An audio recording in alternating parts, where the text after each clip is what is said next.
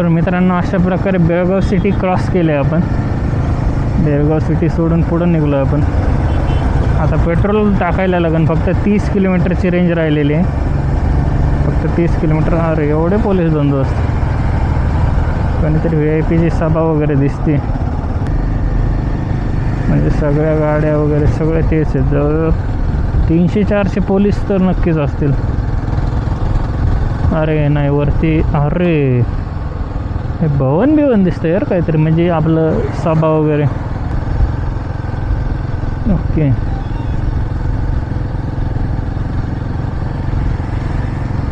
सगळे गार्ड्स वगैरे. थांबा एक मिनिट.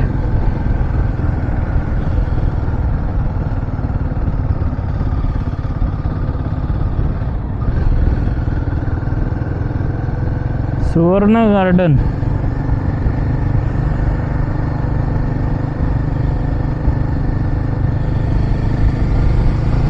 सुवर्ण गार्डन असं लिहिलं आहे. मे बी हे असेल आपले भवन वगैरे असताना त्या टाईपमध्ये छोटे आपलं.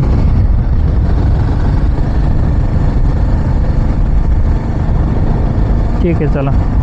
महत्त्वाचा मुद्दा असा आहे की फक्त 28 किलोमीटरची रेंज राहिलेली आहे. 28 किलोमीटर म्हणजे तरी पण अजून 20 किलोमीटरच्या आत. हां, भारतीय पेट्रोल भेटलं पाहिजे 600 मीटरवरती का. ठीक आहे.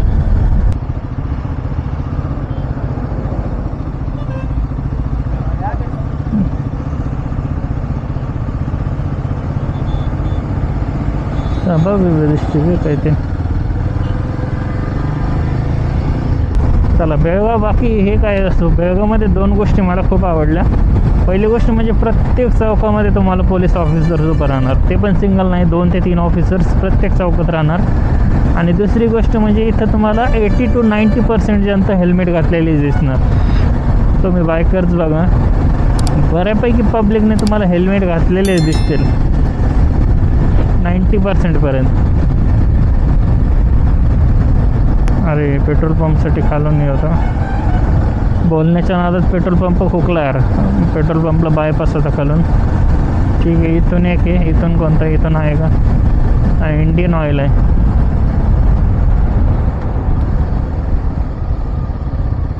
पण ठीक आहे जाऊ द्या. पुढं पाहूया. इंडियन ऑइलवरती काय गर्दी काय दिसताना. ठीक आहे तर चला पेट्रोल पंपवरती भेटूया. पेट्रोल पंप पाहूया. हे काय आहे. हिरे बागेवाडी. जाऊ द्या. पेट्रोल पंप तर भेटला आपल्याला. बाकी काही काय असतं ना. मला काळजी पडली होती की पेट्रोल नाही सीओ. कारण 22 किलोमीटरच रेंज राहिली फक्त. ठीक आहे.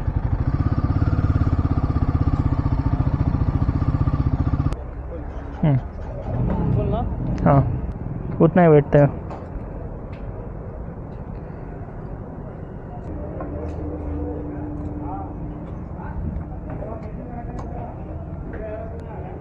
तुम्हारा यूट्यूब है क्या भाई? हाँ ये वाला फिर रास्ता रंजित. लाइक मिलने के लिए इतना खर्चा होता है. वही तो ना, बहुत खर्चा करना पड़ता है. 1600 गए. अब ये सब बात करते जाएंगे आप? हाँ बात करते. हाँ अभी मैं अभी वीडियो पे आएंगे क्या? हाँ आएंगे ना. अरे चैनल का नाम डालो क्या.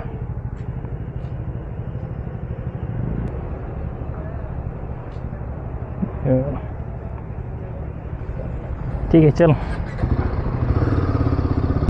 छोटा रोड लागला आहे पण ठीक आहे. छोटा रोड चांगला आहे. साईज छोटे पण ठीक आहे. जास्त काय खड्डे वगैरे नाहीत कुठं. आणि ट्रॅफिक पण नाही आहे. त्यामुळे ॲटलिस्ट आपण 65-70पर्यंत चालू शकतो. हायवेसारखं आपण 85-90पर्यंत नाही चालता येणार. पण ठीक आहे. झाडांची संख्या पण छान आहे. मस्त वाटतं यार. एकदम मस्त फील होतं आहे. ट्रक वगैरे जाऊन जाऊन कसं कट झाले झाडं एकदम शेपमध्ये. हो पोलीस नाका. पोलीस चौकी. Don't stop don't stop don't stop don't stop don't say to stop. हां ठीक आहे. नाही थांबवलं. चलो बाकी काय नाही. पण 5-10 मिनिट तरी टाईमपास होणार. सगळे डॉक्युमेंट दाखवायचे वगैरे. ते परत विचारणार कुठून आलात काय कुठं चालले हे ते. आणि सध्या टाईमपास परवडणार नाही आपल्याला. टाईम नाहीच तर काय पास करणार. अजून एक छोटंसं गाव आलेलं दिसतंय. नाव भारी आहेत सगळं. मला तर सगळं रस दिसतंय. तुम्हाला काय दिसतंय मला तरी सांगा यार. आपलं एवढं तरी चांगलं गुगल मॅपवरती पाहून आपण नावं सांगू शकतो. नाही तर सगळ्या गोष्टी मला ळमध्येच दिसतात. हो रायडर भाऊ चला. Indian oil. पेट्रोल महाग वाटलं यार मला. त्या एच पी पंपावरती 110 रुपये भेटलं पेट्रोल. मी म्हटलं होतं महाराष्ट्राच्या बाहेर स्वस्त भेटेल, पण कर्नाटकमध्ये हे उलटंच झालं आहे. महाराष्ट्रामध्ये तरी 103 104 रुपये आहे साधारण. इथे 110 म्हणजे पर्टिक्युलरली ते बेळगावचा हे होतं इंटरसिटीमध्ये आपलं महानगरपालिका त्या तसा टॅक्स होता त्यामुळे जास्त पडलं तर कसं माहीत नाही यार. एकदा अजून एखाद्या पंपावरती कर्नाटकमध्ये टाकून पाहायला लागेल की ॲक्च्युली खरंच 110 रुपये प्राईज आहेत का. कारण ती प्राईज मला खूप वाटली 110 रुपये. म्हणजे कोल्हापूर ते बेळगाव मला 2-3 जागेवरती असं जाणवलं की मला असं झोप आल्यासारखं होते. पण ह्या छोट्या रोडचा ॲटलिस्ट हा तरी फायदा आहे की झोप येत नाही. असे कुत्रे वगैरे कायम आडवे पळत राहणार. चेकपोस्ट दिसणार छोटे छोटे तुम्हाला. स्पीड ब्रेकरमध्ये येणार. एखादं छोटं गावामध्ये येणार. त्यामुळे कंटिन्यू तुमचं कॉन्सन्ट्रेशन बनलेलं असतं. त्यामुळे झोप वगैरे येत नाही. हायवेला काय तुम्हाला कंटिन्यू एकच पट्टी चालल्यासारखं असते. त्यामुळे तुम्ही हिप्नोटाईज झाल्या टाईप तुम्हाला लगेच झोप जाणून जाते. पण इकडं तसंच जाणवत नाही. छोट्या छोट्या रस्त्यांचा तो एक फायदा म्हणता येईल. कंटिन्यू तुम्ही फोकस राहता. असं कोणीतरी मध्ये येत राहणार.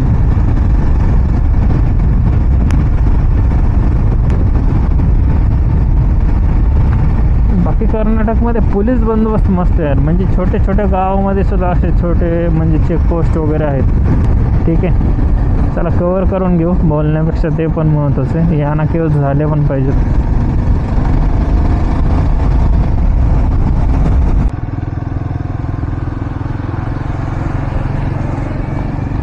मित्रांनो रोडची जरा जास्तच तारीफ झाली त्यामुळे रोड पण म्हणलं चला जाऊ दे. आता तो म्हणतो म्हणून मी पण थोडा खराब येतोच.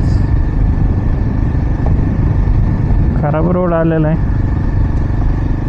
आता किती पाहायचं आहे हे पण पाहायला लागेल. जास्त नसला म्हणजे बरं होईल.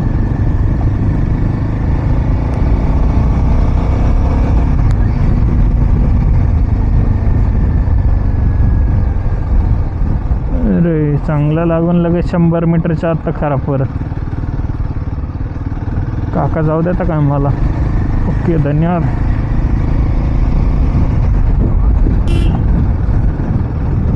ओय डॉगी बाजूला.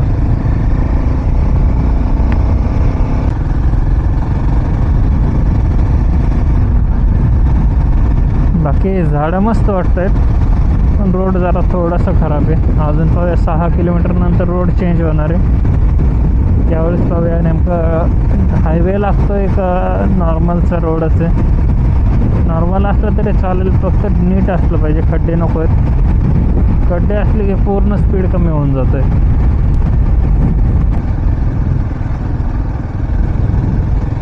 ट्रकवाला आज काय मला पावडर लावल्याशिवाय राहत नाही. हा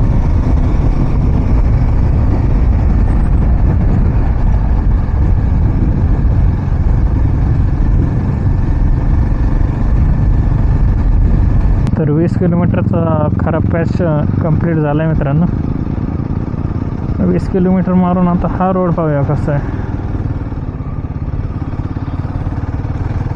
हा पण त्याचाच भाव दिसतोय. आपल्याला हायवे तर कुठे लागणार नाही शक्यतो. आता नाही लागला यार. हायवे दिसतोय. हां डबल पदे असलं तरी चालतोय. अरे वा हे नव्हतं एक्सपेक्ट केलं. हायवे लागला चक्क. कोणता आहे NH52. NH50 वरती 52च आहे आपल्याला 90 किलोमीटर. ठीक आहे चालतंय. हा अरे बापरे पण हायवेच्या नावाखाली हा खराबच दिसतोय जरा. हा पण त्याचाच भाव यार. जरा जरा आहेत खड्डे. पण एवढं पण खरं आहे की आपल्याला NH48 सारखा म्हणजे जो आपला मुंबईवरून आला होता बँगलोरला तसा हायवे तर नाही भेटणार आहे, तो बाप हायवे होता एकदम. तसा रोड तर नाही भेटणार आपल्याला, पण ठीक आहे. यावरती आपण साधारण 60, 65, 70पर्यंत चालू शकतो. ठीक आहे, चला एक टी ब्रेक मारू आता पुढे जाऊन. आता चहा पण भेटलं पाहिजे. बराच वेळ झाला आता राईड करतोय, 1 तासापेक्षा जास्त झालं की थांबलेलं नाही. जवळजवळ आपण 70 ते 80 किलोमीटर कवर केले. एक चहासाठी स्पॉट पाहिला म्हणजे शेवट डायरेक्ट मग या नाक्यावरतीच थांबायचं, मध्ये कुठं थांबायचंच नाही. अरे मित्रांनो, माकड्यांनो,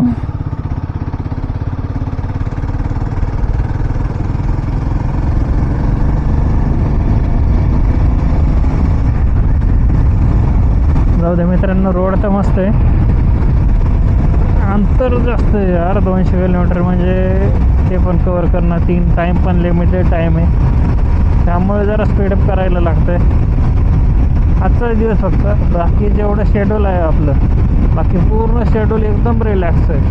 आजच्या दिवस जाम पळापळी करायला लागते, पण कारण याना केव्स करून आपल्याला सनसेटचं आपल्याला ड्रोन शॉट पण घ्यायचं आहे. आणि सगळं जंगल टाईपच रोड आहे, घाट टाईप. चहा कुठं काही भेटला नाही अजून, झोप पण गेली, पण तरी पण चहा पाहूया. नाही तर मस्त कर्नाटकमध्ये यार, बीच साईडला चाललो, मस्त नारळ पाणी जरी भेटलं कुठं, एक मस्त नारळ पाणी मारूया. हायड्रेटेड राहणं पण खूप गरजेचं आहे, डिहायड्रेशन व्हायला नको, मग खूप त्रास होतो. चलो होऊया, अगोदर जे भेटेल ते घेऊन टाकू. हे बघा, एवढे माणसांची वस्ती तरी पण माकड मस्त रिलॅक्समध्ये फिरते. आणि घरं पण एकदम असं आदिवासी टाईप आहे, त्यामुळे चहा वगैरे तर नाही भेटणार शक्यतो इकडं. Mills ready. हां, इथं ठीक वाटतंय जरा, पेट्रोल पंप वगैरे. इतर एखादा चाय मिल जाती तो अच्छा होती. साऊथमध्ये आता असंच मारायला का ना आपल्याला.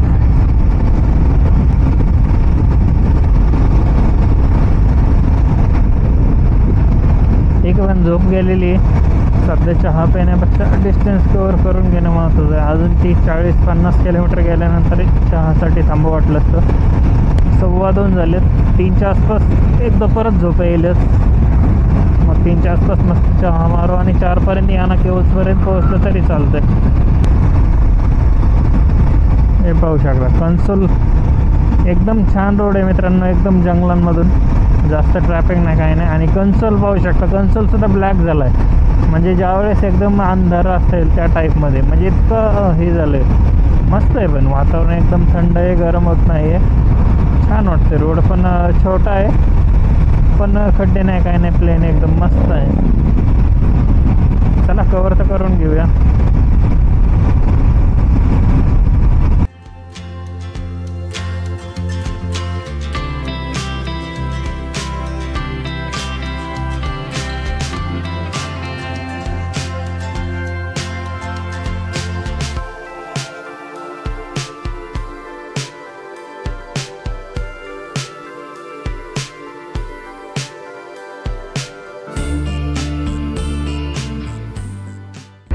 ओके, काय काय दिलं आहे तर याना 63 किलोमीटर, त्यानंतर गोकर्ण हे 75 आणि मुरुडेश्वर 131 किलोमीटर.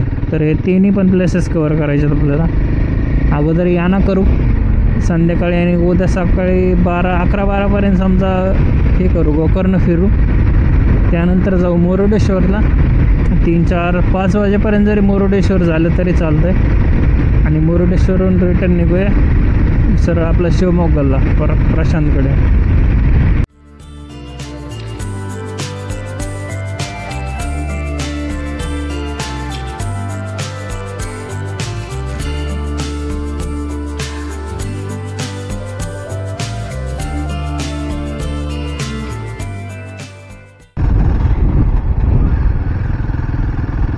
तर मित्रांनो, अशा प्रकारे याना केव किती 21 आणि गोकर्ण तिथून 33 किलोमीटर. ओके. ओके, गोकर्ण पण इकडे आहे का? मॅपवर तर गोकर्ण तिकडून दाखवते. ओके ठीक आहे, चला पाहूया. कुंकुनी होतं ते 21 किलोमीटर दाखवतं इथून याना केव. आता ऑलरेडी 4 वाजून गेलेले आहे त्यामुळं, आणि 6 वाजता सनसेट होतो. आता ऑलरेडी लेट झाल्यामुळे सनसेट काय पाहायला भेटणार नाही, ड्रोन शॉट काय येणार नाही. जाऊ द्या, याना केवच आपण मस्त एक्सप्लोर करूया. याना केव बरोबर विभूती वॉटरफॉल पण आहेत. आता वॉटरफॉलला पाणी तर नसेल, पण ठीक आहे, जाऊन पाहूया विभूती वॉटरफॉलला काय पाहण्यासारखे भेटते का नाही. तर याना केवच निवांत एक्सप्लोर करू, मस्त ड्रोन शॉट्स वगैरे घेऊ आणि आपलं सरळ हॉटेल गाठू. नंतर फ्रेश वगैरे होऊ आणि त्यानंतर गोकर्णमध्ये काही स्ट्रीट फूड एक्सप्लोर करण्यासाठी भेटते का ते पाहू. जर स्ट्रीट फूड असेल गोकर्णमध्ये थोडंफार, मी सर्च केलं, एवढं खास काही नाही आहे. जरी सापडलं आपल्याला तर त्यावरती काही शॉर्ट्स वगैरे बनवू, ते पण छान होईल. ठाणा 19, सिरसी 52 आणि कुमटा 40. ओके, हे काय रेल्वे स्टेशन नाही, रेल्वे तर नाही, असं दिसतं. या ना इकडे.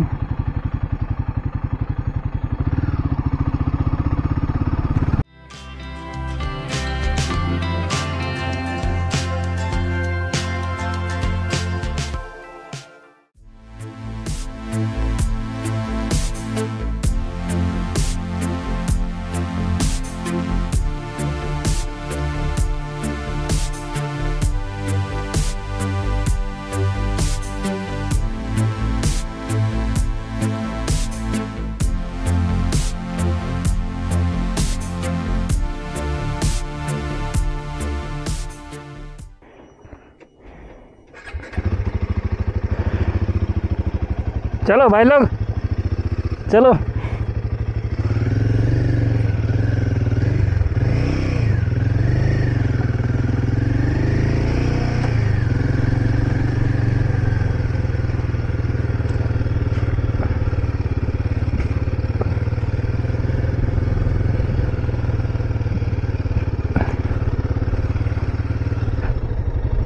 तर मित्रांनो, अशा प्रकारे आपलं याना केव्ज कंप्लीट झालेलं आहे. छान आहे यार, आतमध्ये गुफेमध्ये गेल्यानंतर मस्त वाटतं, आवाज पण मस्तही होतो, म्हणजे इको साऊंड होतं आणि त्याचबरोबर एकदम थंड पीसफुल वातावरण आहे. मस्त वाटलं. आता विभूती वॉटरफॉलला जायलाच वेळ नाही आहे जास्त, विभूतीला गेलो असतो पण टाईम ऑलरेडी झालेला आहे. आणि इथून आपल्याला गोकर्णसाठी 50 किलोमीटर ड्राईव्ह करायचं आहे, अजून 50 किलोमीटरची राईड आहे अजून. त्याचप्रमाणे मस्त फ्रेंड भेटले, 8 ते 10 जण होते मित्र. फोटोशूट केले मस्तपैकी, ड्रोन उडवलं त्यांच्याबरोबर, मस्त होते यार सगळेच. त्यांनी मस्त मला 7 अप पण ऑफर केली, मस्त 7 अप प्यायलं त्यांच्याबरोबर. छान वाटलं एकदम, म्हणजे इथलेच होते लोकल. त्यांची लँग्वेज काय मला कळत नव्हती. एक जणच होता त्यातला ज्याला हिंदी थोडीफार जमत होती, आणि दुसरा होता एक, म्हणजे दोघांना हिंदी जमत होती. एक परफेक्ट होता हिंदी थोडा, आणि एकाला तोडकी मोडकी जमत होती. बाकीच्यांना म्हणजे लोकल लँग्वेजेस होती, इथलेच होते ते कुठले तरी. पण छान वाटलं, मस्त त्यांनी हे केलं, म्हणजे त्यांच्याबरोबर टाईम स्पेंड केला. त्यांच्याबरोबर येताना रिटर्नचा ट्रॅक पण त्यांच्याबरोबरच केला. मस्त वाटतं यार अशा लोकांना भेटून. भले लँग्वेज कळत नाही, पण स्वभावावरून किंवा बोलण्यावरून, थोडंफार एक्सप्रेशनवरून कळून जातं यार लोक कसे आहेत ते. तर चला, छान वाटलं. आता रिटर्नचा प्रवास करूया. आता गोकर्ण गाठायचं आहे. ऑलरेडी आता ऑफलाईन मॅप डाउनलोड केलेला आहे. नेटवर्क नाही, नेटवर्कमध्ये जाऊया अगोदर. 1-2 कॉल्स पण करायचे. हे बघा, पूर्ण शर्टलेस चालले आहेत, कारण घामच एवढं होतं, गरमी एकदम, जंगल आहे ना, आणि दमट वातावरण होतं. इथून बीच साधारण 50 किलोमीटर आहे. आता इथून पुढं वातावरण असंच राहील, खूप म्हणजे रायडिंग जॅकेट आणि पॅन्टसुद्धा घालू का नको हा पण प्रश्न पडेल. एवढी भयानक आता गरमी असेल. उष्णता नाही म्हणता येणार, ते ह्युमिडिटीमुळे एवढं हे होणार की पूर्ण स्वेटिंग होणार. त्याची सवय नाही आहे. पण पाहूया, पुढचे 15 ते 20 दिवस आपल्याला तेच सहन करायचे. बीचवरच पडलेले आहेत आपण कायम. तर यांना तर मस्त वाटलं, आतमध्ये पण जाऊन आलो, छान आहे एकदम. आणि हे जे म्हणजे रस्ते वगैरे बनवलेत ना टुरिस्ट येण्यासाठी वगैरे, छान बनवले. सनसेट तर आपल्याला बीचवर पाहायचा होता, पण हे पाहू शकता सनसेट. आता सन दिसतं का नाही तुम्हाला झाडांमुळे माहीत नाही, पण मला एकदम क्लिअरली दिसतोय. तुम्हाला पण थोडाफार विजिबल असेल. आता सनसेट तर इथंच झालं आहे, मे बी अंधार पण पडेल आपल्याला. गोकर्णपर्यंत जायला.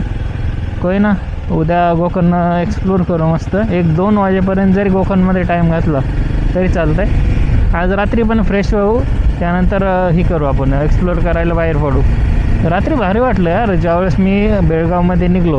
दिवसभर हे हेल्मेट कॅमेरा यामुळं खूप हेक्टिक होतं आहे, कारण शूट पण करायला लागते, कॅमेरा माईक व्यवस्थित जागेवर आहे का नाही सगळ्या गोष्टी पण पाहायला लागतात. पण रात्री मी काय केलं होतं, कॅमेरा इथं माउंट केला फक्त, त्याचा माईक वगैरे सगळं काढून टाकलं. हेल्मेट पण रूमवरच ठेवलं, विदाऊट हेल्मेट रिस्क घेऊन थोडी बेळगावमध्ये फिरलो रात्री. छान वाटलं यार, मोकळी हवा एकदम, डोक्यावर असं मुकुट नाही काय नाही. आता हेल्मेटला मुकुटच म्हणायला लागेल, म्हणजे डोक्यावर मुकुट नाही काय नाही, एकदम चिल. आपण ज्या प्रकारे घरी फिरतो त्याप्रमाणे वाटलं. आणि क्लीन होतं यार, म्हणजे एकदम हवा वगैरे एकदम स्वच्छ होती, धूळ नाही. जशी पुण्यामध्ये आपण विदाऊट मास्क वगैरे तर पुण्यात फिरू शकत नाहीत, पण त्या प्रकारे कसं इथं धूळ वगैरे काही नव्हतं. असं नाही की तारीफ करतो आणि पुण्याला नाव ठेवतं आहे. पुणे तो आपली जान आहे, पुण्यातच एवढं काय शिकलो आहे, पुण्याने एवढं शिकवलं आहे, पुण्याला कधी नाव पण नाही ठेवणार. पण इकडची परिस्थिती पण अशी आहे की पूर्ण क्लीनलीनेस आहे, जंगल जास्त असल्यामुळं स्वच्छ हवा वगैरे सगळ्या गोष्टी आहेत. रोड पण छान आहे यार, मस्त वाटतं एकदम रायडिंगला पण. आणि आपला घोडा असा आहे की थोडा जरी एक्सलेट केला तरी पण 70, 80, 90, 100 चढतो. त्यामुळे ॲक्सिलरेट करायला पण मजा. हां, आत्ता तुम्हाला सूर्य दिसेल क्लिअरली ते अरे नाही, थोडासा दिसला होता, तो पण गायब झाला, ते पाहू शकता. ठीक आहे, कोय ना. आता इथून पुढचे 20 ॲटलिस्ट 15 सनसेट तरी आपल्याला पाहायला भेटतील व्यवस्थित, आणि त्यातले 7-8 तर मस्त बीचवर असतील. आणि रामेश्वरमला वगैरे किंवा मग आपण इंदिरा पॉईंटला जर गेलो खाली, तर इंदिरा पॉईंटला पण आपल्याला हे होईल सनसेट आणि सनराईज दोन्ही. हां, सन आता पहा, तर इंदिरा पॉईंटला सनसेट आणि सनराईज एकाच पॉईंटून पाहायला भेटणार. पहिल्या वेळेस आत्तापर्यंत आपण फक्त कोकणात जाऊन हे पाहत होतो, सनसेट पाहत होतो, सनराईज कधी असं समुद्रामधून सूर्यवरती निघताना कधी पाहिलंच नाही. तर फर्स्ट टाईम रामेश्वरम किंवा मग रामेश्वरमच्या अगोदर पण इंदिरा पॉईंटला ज्यावेळेस जाऊ त्यावेळेस आपल्याला सनसेट आणि सनराईज हे दोन्ही गोष्टी एकत्र पाहायला भेटतील सेम पॉईंटवरून. ती फिलिंग एक बाहेर असेल. त्यामुळं इंदिरा पॉईंटला म्हणजे सदर्न पॉईंटला आपण 2 स्टे टाकलेले आहेत, मस्त 2 स्टे एकदम आरामात एन्जॉय करू सगळ्या गोष्टी. स्पीड थोडं कमी करायला लागेल, बोलण्याच्या नादात स्पीड एकदमच घाट असून पण 45-50 वरती जात आहे. तर ठीक आहे, चला भेटूया आपण गोकर्णमध्ये. साधारण 1 तासात गोकर्णमध्ये जाईल. अगोदर हॉटेलला जातो, नंतर फ्रेश वगैरे होऊन आपण मस्तपैकी रात्रीसारखं जसं बेळगावमध्ये फिरलो विदाऊट हेल्मेट थोडी रिस्क घेऊन तिथं पण फिरूया. गोकर्ण छान वाटेल तर तसं पण. कधी कधी थोडे नियम तोडलेले पण चांगले असतात. मित्रांनो, इकडून 2 किलोमीटरवरती विभूती फॉल्स आहेत, पाहू शकता. पण ऑलरेडी सनसेट झालेला आहे. विभूतीला जायला काय नाही, अर्ध्या-पाऊण तासात विभूती कवर पण होईल. थोडं वॉटरफॉल म्हणल्यावर टाईमपास वगैरे होतंच, जाऊन नुसतं पळण्यात काय अर्थ नाही. पण मुद्दा हा आहे की सनसेट झाला आहे ऑलरेडी आणि 50 किलोमीटर कवर करायचं. First time out of state आहे मी, म्हणजे असं कधी जास्त फिरलेलं नाही आउट ऑफ स्टेट. तसं फिरायला खूप फिरलं, पण फर्स्ट टाईम असल्यामुळे कसं अंधार पडायच्या एकच मिनिट पण फर्स्ट टाईम असल्यामुळं कसं अंधार पडायच्या आत आपल्या डेस्टिनेशनला पोहोचलेलं कधी बरं. तर चला, तुम्हाला आता डायरेक्ट कॅमेरा ऑफ करतो मी. आता डायरेक्ट गोकर्णमध्ये भेटूया, कारण मध्ये सांगण्यासारखं किंवा पाहण्यासारखं पण काही नाही विशेष. उगाच ब्लॉग वाढवण्यात पण काय अर्थ नाही. चलो, मिलते गोकर्ण में, सी यू.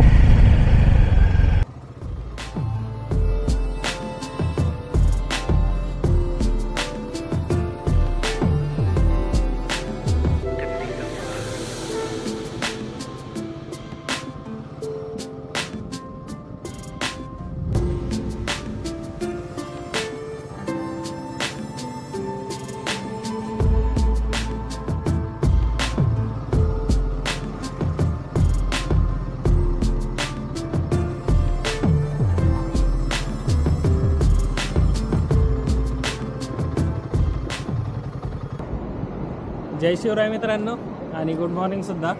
हे पाहू शकता गोकर्णमध्ये मेन बीचला पोहोचलो आहे आपण. आता गोकर्ण एक्सप्लोअर करू. त्यानंतर आपल्याला जाता जाता मिरजान फोर्ट आहे, तो फोर्ट पाहायचा आहे. त्यानंतर मुरुडेश्वरला जाऊ आणि आज संध्याकाळचा स्टे असणार आहे प्रशांतकडे. त्या अगोदर जोग फॉल पण पाहू जर टाईम भेटला तर. अगोदर आपण इथं कोटी तीर्थ आहे किंवा महादेवाचं एक मंदिर आहे, ओम बीच आहे, हा मेन बीच आहे. गोकर्ण पूर्ण एक्सप्लोअर करूया. जास्त काय बोलणार नाही, फक्त तुम्ही शॉर्ट्स पहा, नंतर बाईकवर भेटू आपण. ठीक आहे, चलो बाय बाय.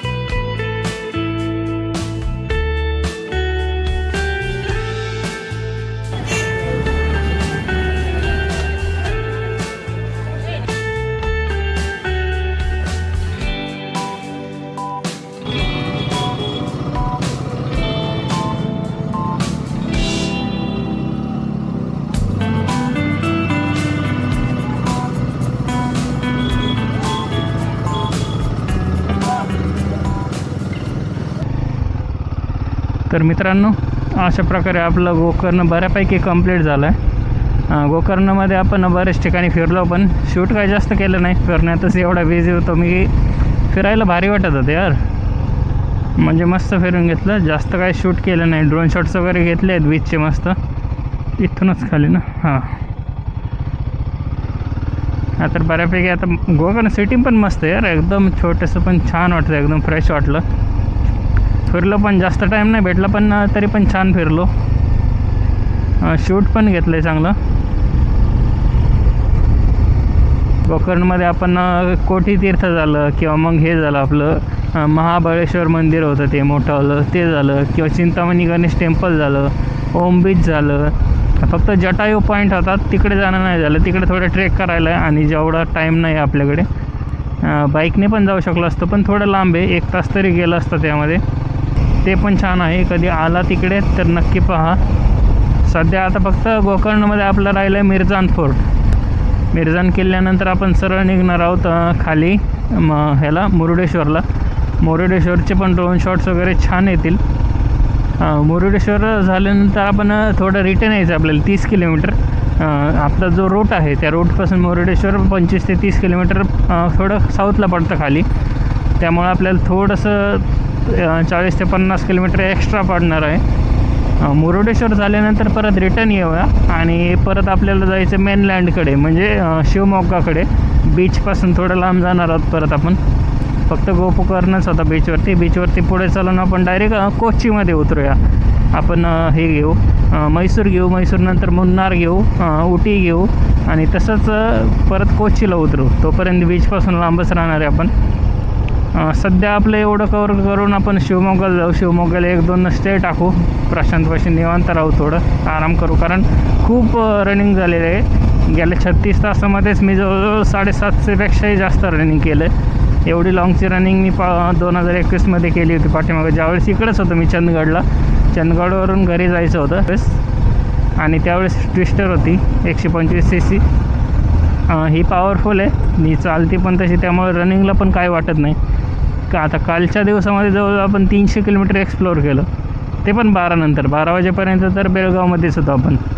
12 ते 6 साधारण 6 तासामध्येच आपण 300 किलोमीटर रनिंग करून मध्ये आपण याना केव्स पण एक्सप्लोअर केलं. पण काय वाटलं नाही एवढं 300 किलोमीटर रनिंग करून. पण आज पण जवळजवळ आपल्याला 250 ते 250-300पर्यंत एक्सप्लोअर करायचं आहे. हे बघा, मिठाची शेती, असं पाणी साचवलं जातं आणि सूर्यप्रकाशामुळं सगळं पाण्याचं वाफेत रूपांतर होतं आणि मीठ राहतं फक्त खाली. जवळजवळ इंडियन ओशनमध्ये जवळजवळ 28 ते 30% ही आहे, मीठ आहे, म्हणजे पर्सेंटेजमध्ये सॉल्ट. म्हणजे साधारण 3 ते 3.5 लिटर पाण्यापासून 1 किलो मीठ भेटतं आपल्याला, जे की आपल्याला घरपोच म्हणजे टॅक्स फ्री नंतर प्रोसेसिंग वगैरे करून ते भेटून जातं. तर चला आता मिरजान फोर्ट कवर करूया. मिरजान फोर्ट नंतर काहीतरी खाऊ आणि नंतर पुढे मुरुडेश्वरला जाऊ. मुरुडेश्वर साधारण 60 किलोमीटर तरी असेल मिरजान फोर्टपासून आणि मिरजान फोर्ट इथून आहे साधारण 20 किलोमीटर. थोडं स्पीडअप करूया कारण जोग फॉल्स पण कवर झाले पाहिजे.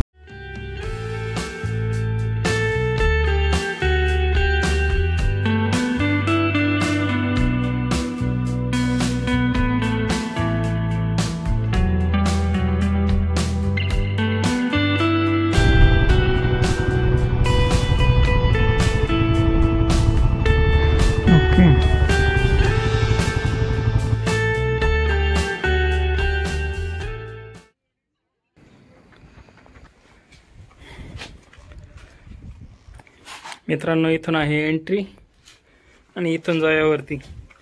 फोर्ट तर छान आहे यार, एकदम क्लीन आहे आणि पडझड झालेले नाही. सर्वात महत्त्वाचं म्हणजे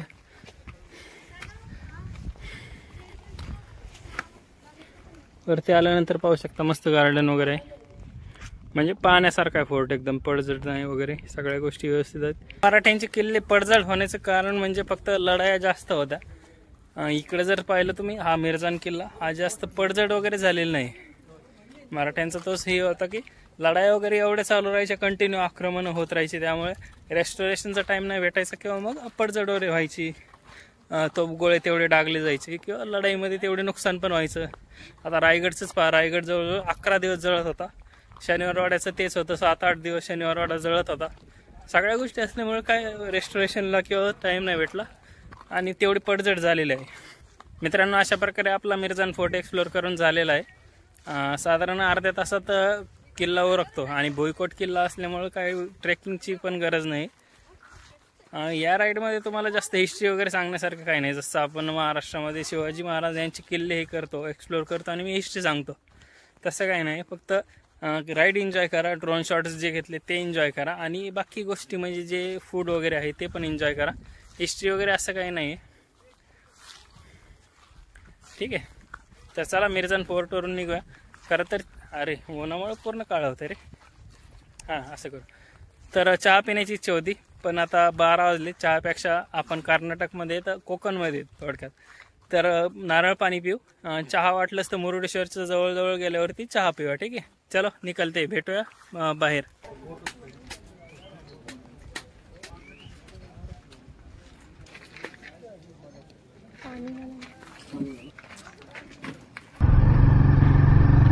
तर मित्रांनो आपला शेवटचा पॉईंट होता गोकर्णमधला मिरजान फोर्ट.